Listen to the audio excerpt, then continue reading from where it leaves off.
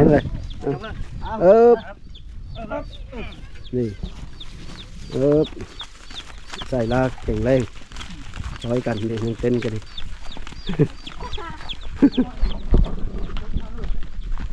เอาปลายมันไปเพราะว่าอันเขาสิได้อันนั้นได้ตั้งอยู่ใจเพราะว่ามันว่างบ่ได้ได้สองทางติดต่อมุนโซเสียงผู้ไทยขอกราบสวัสดีและสบายดีพ่อแม่พี่น้องสู้ผู้สู่คนมื้อนี้เขามาม่อนกับลูกชายก็ได้มาตั้งเสาและทุกคนหดมือนัดหมายแล้วมือนี้ก็เป็นมือ10ค่ำแล้วก็เดินชามมือวันพุธพี่น้องตอนนี้ก็ได้เวลา9 โมงปลายแล้วแต่ว่ายังรอท่าบุญท่านได้มาฮอดพี่น้องก็เพิ่นมาฮอดนี่ก็พากันย่อขึ้นเลยก็ยังรอท่าเบิ่งบุญจักหน่อยก่อนตอนนี้ก็ไปถามเบิ่งทางน้องเต้นก่อนเป็นอะไรผอมแล้วบ่เลยยังนะไปเบิ่งนำกันเลยท่านสบายดีเต้นสวัสดีกินข้าวแล้วบ่มื้อนี้กินแล้วอันถ้าบุญเพิ่นเว้าเขาโตเอาเงินเสื้อคลุมเสาได้เสื้อเท่าเลยคลุมละพันเสาละพันเสื้อต่อเลยเอาห้องปีนเสานั่นนะเวลาเฮาอันนั้นละอย่าเสื้อคลุมละพันมีบ่เงิน9,000มีฮะมีอยู่เนาะเสื้อคลุมละพันเด้อคลุมละพันกีบนี่นะโดยหามาเสื้อต่อเลยเสื้อตอนที่ยกเสื้อตอนเฮาสิตั้งเสานั่นแล้วก็ว่างเสื้อคลุมหั่นแล้วก็เอาอันเสานั้นมาเต่งไว้นะโดยบุญเพิ่นยังทันมาฮอดได้บ่เฟซปกติโทรซื้ออยู่บ่ได้แล้วว่าคานที่ยกแล้วมาโทรหาเราระเบานะบ่แต่เขายังไม่ได้บอกเราสัญญาบ่จักได้เว้าคือเด็กว่าได้เลยซะเดี๋ยวเขาจะว่าเราสิมาแล้วจังน้อยเราก็มาฮอดแล้วเราก็นัดเจอ9 โมงคันสิทันตอนนี้ก็9 โมงปลายเลย9 โมงละไว้เด้อ10 โมง11 โมงหมดชมไตนาดีนะมาสิเลยเรื่องผมนะนะลงมาทางนั้นตกเลยเอาล่ะน้ำมันไตอยู่เชอร์ไปเลย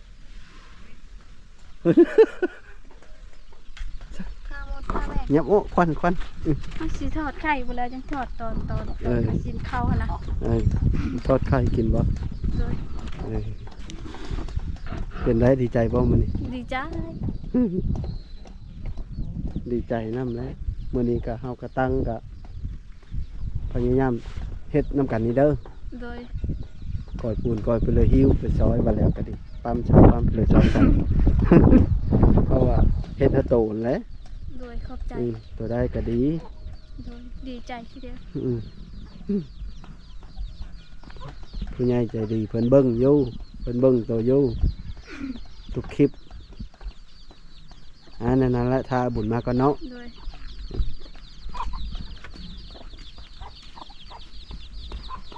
สะเก่าขึ้นได้9 เสาอัน3 เสาพี่น้องเอาเป็นตากล้องให้ได้เต้นเอาเป็นตากล้องให้ได้เลยแล้วกำลังหามเสาทุกคนเป็นตากล้องให้ได้จะคน2 4 6 คนกลางก้อนเนาะ6 คนคือนักนะจ้าเลยตะกองมือใหม่เอาไหมเลยขึ้นเลยบ่งไปได้ไหมเงินใส่เพื่อนว่าเงินใส่อันนี้น้ำหอมโพดยก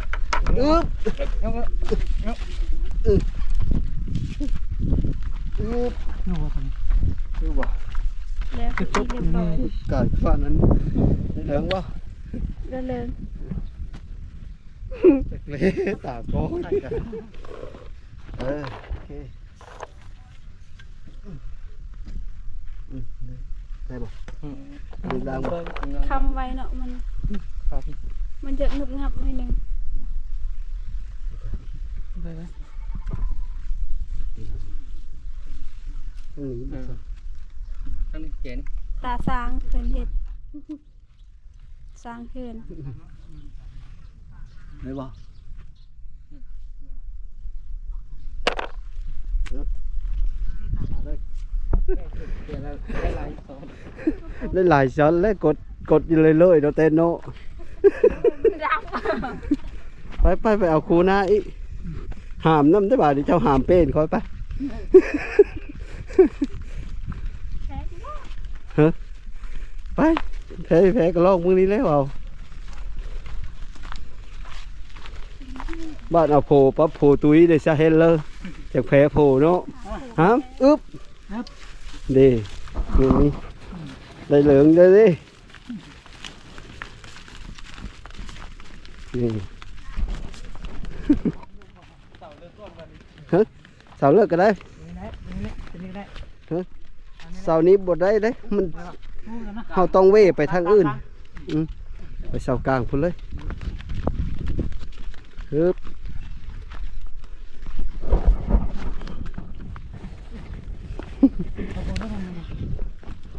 นั่งละไม่เออเอาเลยเฮ็ดแข่งตีนแข่งมือเลย เอาไงวะ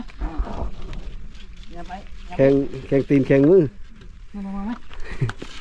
แข่งทำเลยเสียเงิน อึบเอ้าขึ้นทำไม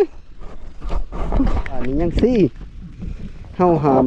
ามเสื้อตัวนี้เขาต้องเว่มาพี่เอาปลายมันมาก้อนเนาะจังไปเสื้อกกมันไปทางนั้นเสื้อตัวนั้นก้อนมึงละเพราะว่าเฮาเอามาละใกล้นี้จะตั้งนี้หนูบ่ได้มันสีค่าไหมนี้นะ เดี๋ยวอ่อยผม เลยเอาก่อนมันยังการแต่เฮาเป่าปลูกเฮิรนอยู่ปลูกเฮิรนแล้วก่อนเนี่ยเสาก่อนเอายกสอยนี่ยกสอยแม่ตกกันดิโอ้เลยเพิ่นว่านตัวว่านเพิ่นนั่นแหละเว้า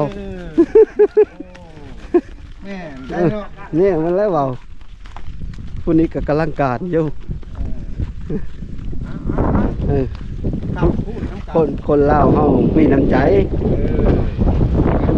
กำพูดน้ำกำ ตำพูน เอา เอาขึ้นเลยบาดนี้พากันเฮ็ด ดับผู้ละไม้ผู้ละมือมันก็ไข่ นี่เอาขึ้นบาดนี้เอาบนโง่ไม่ไล่ควายไม่งองของเก้ากำคำเก้าคุมภูมินิยมสุมกินเย็นนี่แหละเทงจะก็บ่ นั่นแหละมันก็ไข่ เปี้ย บ่ได้ใส่ไม้แม่ไม้แข็งเลยเนาะ บ่ เสามันน้อย เปี้ยบักเยอะอันทอนเงินมันนี่เลยจะเฮาเตอตีนเสาเลยนะ อยากรู้จัก มึงละจับเอาเงินนั้นเฮาตีนเสาได้สอนเข้าไปเลย โคตรนำอันนี้บ่ โหดอยู่ไหมโหดแล้วบ่โหด โคตรกระบวน เดี๋ยวสาวไม้ยังสาม แม่ นี่พอดีได้เป็นผู้มาหามตื้มอีกแม่นเลยนี่ใส่ลากแข็งแรงซอยกันนี่ยังเต้นกันนี่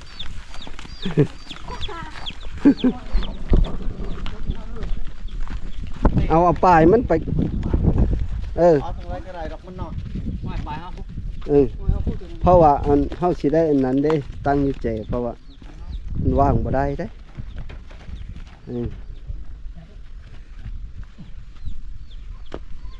ได้ไหมงับกันนะ นี่เชื่อขี้ดินไหม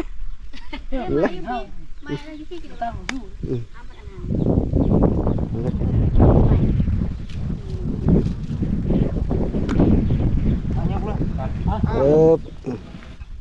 ยก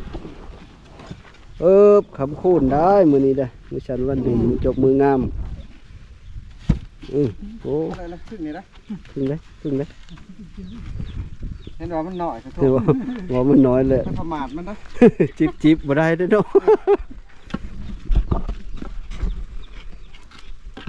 เน้นตึงบ่โอ้โหเงี้ยงเล็กเซ้งตัวนี้บ่ได้ต้องได้หมุนเลยเงี้ยงแห้งเลยไปชุกรถซอย เอาก็ไป ไป รถละติดวันนี้แหละ มีน้ำใจเด้ ยูรถ คนเล่าวคนมีน้ำใจเพิ่นซอยตัวซอยเพิ่นนี่ล่ะรถติดบ่ได้ ไปชุกรถซอยซะก่อน ไปซอยเขา พูดรถขายเชอโนน ใช่ ใช่ลาได้นี่ได้ ชุกขบวนติดได้นี่นะมันติดบ่ได้ รถขายกระพุ้ยซะขายเชอโนนพอเคยซื้อเพิ่นหนูหน้าไปแล้วนี่เงินผู้ใหญ่ใจดีเพิ่นว่ามาละซื้อเฮอทั้งซาดทั้งเชอนี่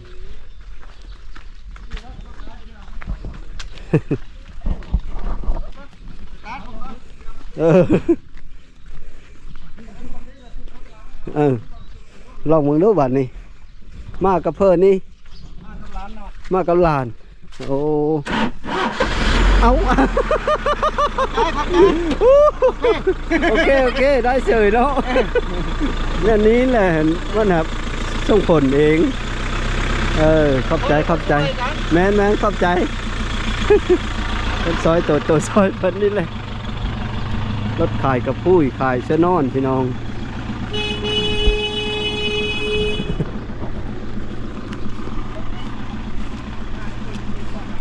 สุดท้ายเราไม่ได้โชคจำ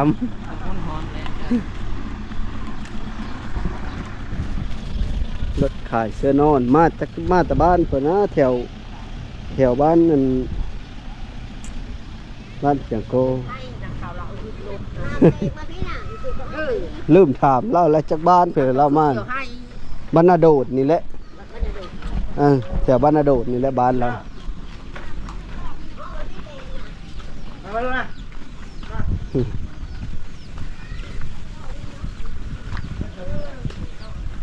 ดำเนินงานต่อที่เฮาบ้านนี่เต้นเฮ็ดผู้เต้น ของข้าวของกินข้าวกันแหละ ทอดไข่บ่ โดย แล้วเราลงมาซอยกันเด้อ โดยกดไข่ก่อน เลยหลังจากเฮาเอาเสาขึ้นแล้วบุญเพิ่นก็พอดีมาฮอดพี่น้องบุญเพิ่นก็มาฮอดพอดีพระบานเพิ่นก็มาโฮมน้ำกันสบายดีเฮ้ยพระบานสบายดี พระบานกับพระบานหมู่เดียวมาแตะน้อยพี่น้องเอ้ย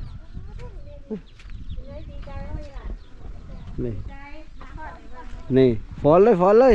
เขาจะเบิ่งฝอนนี่นะฝอนนี่ได้ฝอนขึ้น สักกะย่อฝอนแล้วนะโดยสบายดีนั่นแหละฝอนช้ำนักเห็นเขาฝอนอยู่อันโกกาเป้บ้านนี่นะ ไว้บ่จักนาทีเพิ่นย่อขึ้น ประมาณ10 นาที แล้วเพิ่นเก้าต้นเลย กว่าอะไรโมงเช้า สาวบอก จะฮอดจะเพื่อเช้ากันดีเนาะไหวจะไหวอยู่เลย ตั้งเสียง โมงเช้านี่แหละ เสาเพิ่นก็บ่ใหญ่เด้เนาะ เลย ก็เลยไว้ใช้มาเบิ่งลูกเพิ่นเอาหยังลงคุมนี่มีแนวลงคุมอยู่บ่มีหยังไปบ้างมีหยังตกลงคุมน่ะอยู่ใกล้เด้อ เยี่ยมบ้างเลยย่ายันห้องเพกเห็น ไปนี่ตั้งขึ้นเลยแล้วอันนี้ เห็นเลยดีใจเลยหลังจากเขาตั้งเสาได้ซ้ำนี้แล้วก็บุญเพิ่นก็มาพี่น้องมาแล้วก็เฮาก็เลยเพิ่นว่าพากันไปกินข้าวซะก่อนกินข้าวสามัคคีซะก่อนแล้วก็เฮาพากันไปกินข้าวแต่ว่าลูกชายเขาเพิ่นมีเยอะกินข้าวละมาน่ะนะ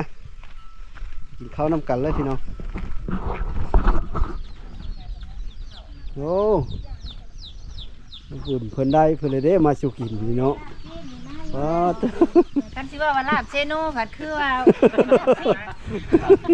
ลาบศีลเนาะ ปิ้งไก่เชโน่เนาะจะถึงเนาะ มันก็สิโน่เซโน่เด้อเด้อเราชื่อเขาให้ เอา ได้ เด้อพ่อบ้านเด้อเอาเด้อ เฮาระบบของผีนะเอากินแซ่บบ่เอาเลยเชื่อเลยจะคนชุบอื่นนะเข้าไปหมดเลย มือละ เออมีอยู่สำเนาะมีย่อเสาก็มีเมื่อเลยยัง มากครับปลาคุณเขาจัง คุณอ่ะกินบัดนี้เจ้า นี่กี่ล่ะกินเจ้ากับผ้าเจ้าเป็นเจ้าเฮือนเจ้าผ้าเป็นกินข้าวได้ มากินข้าว กินแม่เจ้ากินบ่ได้ ยิ้ม นั่งกินอยู่นี่ เกมบ้องแล้วบ่คนเกมบ้องอยู่จริง เฮาต้องพาเพิ่นกิน แม่นเลย เดี๋ยวแน่ว่าเจ้าเฮือนบ่กินข้าวนํมันก็บ่แซ่บได้เนาะ เจ้าเฮือนเขาเว้าเจ้าเล่าพากิน เห็นบอกว่าบ้านเพิ่นเว้าเล่าเอาทำมันนี่ อืม ด้านนี่กินเจ้าก็ได้ก็มาแม่บอกเอ็น มากินกัน กินนี่แหละ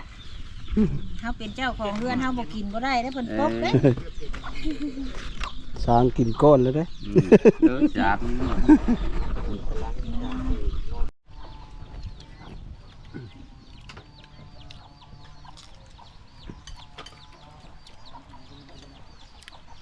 ไงก็หมูสึกมื้อนี้ดีใจบ่ยิ้มดู ใจ แม่ขอบคุณผู้ใหญ่ใจดีเพิ่นที่มาตั้งเสาเฮิรนเฮิมมื้อนี้หน้าไอ้บุญนี่นะ กำลังตัดคลิปอยู่เด้อ ตัดคลิปเลยอืม มีข้าว ตัวเลือแซ่บ แซ่บหมด แซ่บหมดบ่เออ แซ่บเบิด แซ่บลาบเนาะ แซ่บลาบเซโน่ แซ่บลาบเส้นเนาะ แซ่บเบิดแซ่บไปเบิด ลาบเซโน่ได้ลาบแล้วแม่ได้ลาบหมดลาบควายลาบเซโน่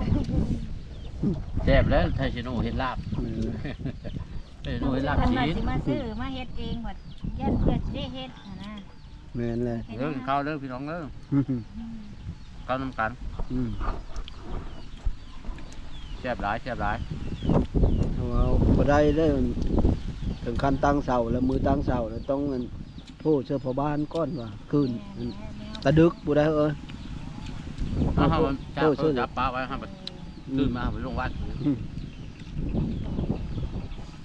ปั้นฝุ่นแห้งน้อยเนาะกินข้าวก่อนจังหน่อยเอาเสียบ้านหนึงฮะ จำเลย อันกินอิ่มเลยเส้นเสียพอเข้าไปไว้บ้านตัวเลือแซ่บเต้นแม่นบ่ตัวนี้แซ่บตัวนี้คือหมดซะ ตัวนี้ดิบ ตัวนี้ดิบตัวนี้สุกแซ่บหมด อันนี้ย่างอันนี้บ่แซ่บสองอัน เอ้ามีศีลแล้วก็ยังกินเห็ดอยู่บ่กัน ตัวนั้นเบิดเลย ขมบ่แบ่งไปฟุ้นนั่นนะ โอ้เนี่ยมันหมด ให้เขาขึ้นกินอยู่นี่ให้ไม่เท่านี่เลยได้ หื้นแล้วจ้ะ อันนี้ก็เลยได้ ตัวนั้นเอาไว้ให้บักลาซิ ก็ผูกมาไว้ กะหรี่ท่านได้กินมันยังทำเยอะ มันพลาดพาเข้ามีเงินพลาดเนื้อได้พลาดพาเข้า เอาเงินเลย เนี่ยนี่ล่ะไว้ไปนั่นอีก สบายดี มาเอ็น โดยนี่แหละมาร่วมงานย่อเสาน้ำเพิ่นนี่แหละ เลย มากับบ่ทันซ้ำ มาท่านแล้ว นี่ดีใจมากบ่ทันก็ดีใจ ข้าวเผานะข้าวเผาอัน บ้านน้องเพิ่นขึ้นแล้ว ซุ่มมันละว่านนะอย่าไปหน้าอย่าไปโซนก็เลย เพิ่นก็จะไปเวียกของเพิ่น แมนก็เลยพากันย่อขึ้นแล้วบัดเอาขึ้นเลยวะ ก็แม่นแหละเพื่อเฮามาเดินทางมาก็โอ้บ่แม่นของใกล้ๆเลยพี่น้องเอ้ย บ้านนี้เฮาก็สิได้ไปดิ้งเสาแล้วบ้านนี้ก็ฮะใช่อันนั้นแล้วเฮ้ยไปดิ้งเสาก่อนบ้านนี้ ใจขอบใจ สบายดี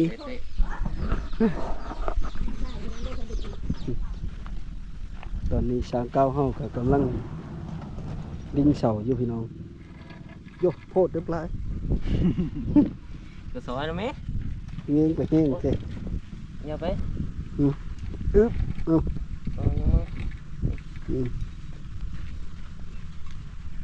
ลงรูปบันจับนี่5 เซนเป้าหมาย5 เซน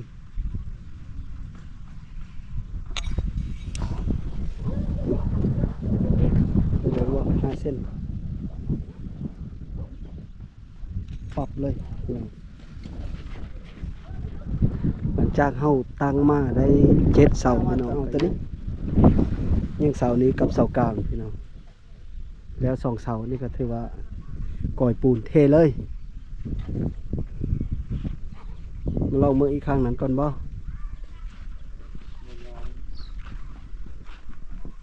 ร้อยบ่ปึ๊บปั๊บจับเบิ่งดู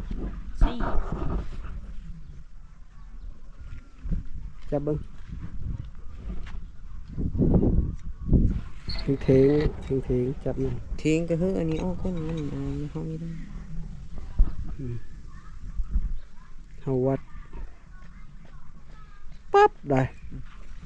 ทั้งก็5เส้นแล้วก็มาจับอยู่นี่5เส้นแล้วถือว่าเทงนะพี่น้องเสานี้บาดนี่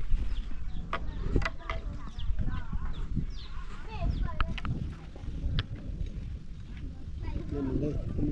เจ็บมุมแกงเชื่อในข้าวนี่แล้วอ่ะนี่เป็นเชื่อมันจะเอาขึ้นเป็นหู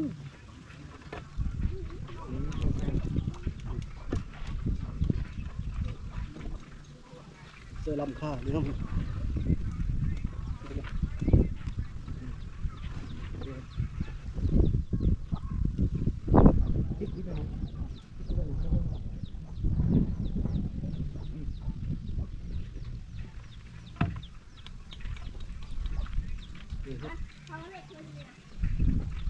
ถึงมุก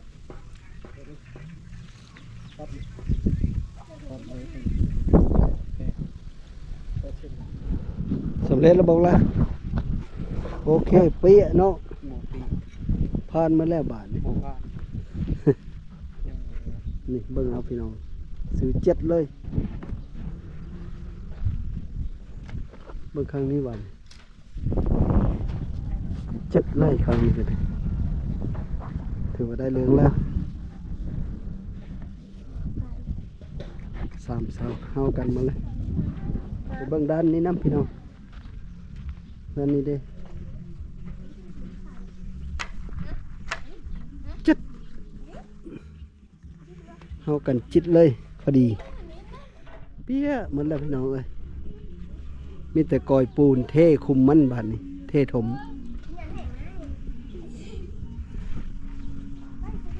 ผ่านแล้วกอยปูนเลยละคนที่ดินทรายสิเทคุมมันหลังจากเฮาวัน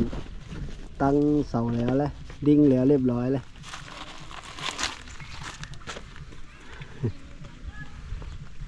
กำลังจะเป็นย่อเช่าแล้วนะพี่น้องเรียกว่าตีเมืองไปแล้วนะพี่น้อง แล้วหมดแล้ว ดิ้งแล้วเก็บกินเรียบร้อยเนาะตอนนี้น้องเต้นครับช้าง กำลังคน ช้างเก้าซื้อ ซื้อเกาหลีซื้อ เกาหลี ช้างเก้านะ สร้างโจลิ ช้างเกาหลี อนาคตพามีน้องเต้น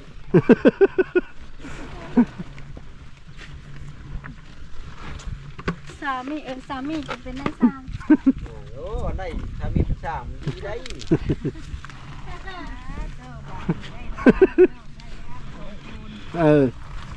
จะคู่แล้วละ12ที่ไม่พออยู่คนเดียวนี่หว่า บ่ธรรมดามันกับบริคิดคุยดอก เดี๋ยวบ่ง่ายกันไป ธรรมดาแหละยังก็อีกที่ลูกชายนี่ก็ได้บ่ ได้ชาบแห้งไว้ แม่บ่ แม่ แดดเห็นเป็นลูกค่ะสร้างแก้วลูกแล้ว2คนนี่ซอยโตได้บ่ อันนะอัน ข้างผู้นี้ซอยโตได้ว่า ที่อ้อนก็คือบ่เคยจีบเจ้าโยบน้ำตัวนี้ แนวอื่นน่ะได้ จีบสาวบ่ทันฮอดเวลาแล้ว ขนาดเราอายุปานใน เคยไปลิ้น 22 นั่น เคยไปลิ้นจักเธอ จีบไปแล้วบ่ได้อันนั้นนะ หยอกกันชื่อ ตอนนี้ก็ผสมปูนกับทรายก็แล้วทีนี้มีแต่เอากินแฮเซอร์บานเสากระตั้ง ตั้งสื่อกันเพลงลิศก็ใหญ่อยู่นะพี่น้องเลย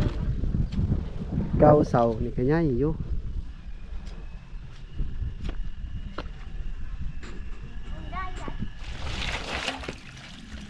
ไหลดำเสร็จแล้วก็เอามาปูที่มันเมื่อบ่บานนี้นะ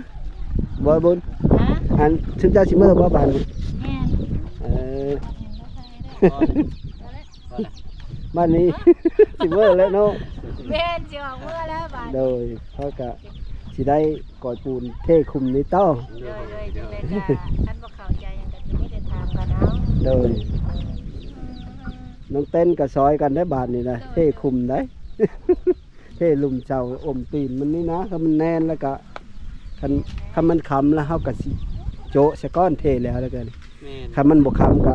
ขุดร่องนี่ต่อเพื่อให้มันแน่นคันมื้ออื่นก็มาขุดนี่แล้วก็ก่อเลยก็แล้วก็บ่ทันเนาะมื้อฮื้อเชอะเพราะว่าสิได้ดัดเหล็กอีกหลังจากเฮาก่อแล้วนี่เฮาก็ดัดเหล็กมัดเหล็ก และจังตีแบบเทข้านกะสิลายมืออยู่ได้บุญนะเฮาเฮ็ดจ่องพะลุ เป็นทิศแล้วเนาะ แม่นก็บ่ง่าย ได้เนาะหลายคน เลย สามมื้อสี่มื้อ เลยคันหลายคนอย่างนี้ก็หลายคนก็คือเว้านั่นแหละหมู่มาน้ำผัดเฮาเอาเพิ่นเลยเฮามุกกินประมาณนี้นะ ได้ก็เฮ็ด เลยนั่นน่ะเนาะ ขอบใจหลายๆ สบายดี เนาะไปบัดนี้ไปเฮาลุย ตอนนี้ก็สางเก่าลูกชายก็กำลังโคลนปูนตักปูนไปถมไปเทโอบเสาก็บ่แม่นนะพี่น้องเทตีนเสาเลยแล้วเลยแถวนี้ก็แล้วแหละพอดีพ่อเลยปูนนี้ก็ดิเอาอีสองคู่บอกละ จักเลย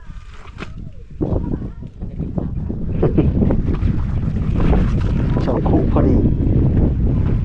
เอาคู่หนึงกับเคิงเด้อมันจะเต็มเลยเมื่อปูนนี่พอดีเลย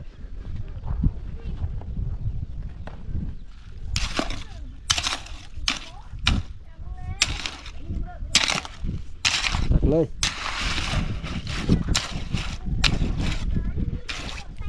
กำลังเทขุมมันแล้วบ้านนี้แหละพี่น้องแล้วนี่กับเมื่อเพราะว่ามันให้สีเฮ็ดต่อกับเฮ้มันแห้งสะก้อนเนี่ยนะตองผัดยามันนันสักกะเทแล้วนะยามันเสสูนเพราะว่าตั้งคักละเสาก็ดิดิ้งคักเรียบร้อยเลยซื้อจิตเลยนะสางเก้ากำลังเท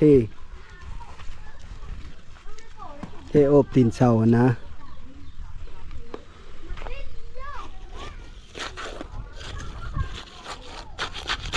พอดีปั๊บบาทนี่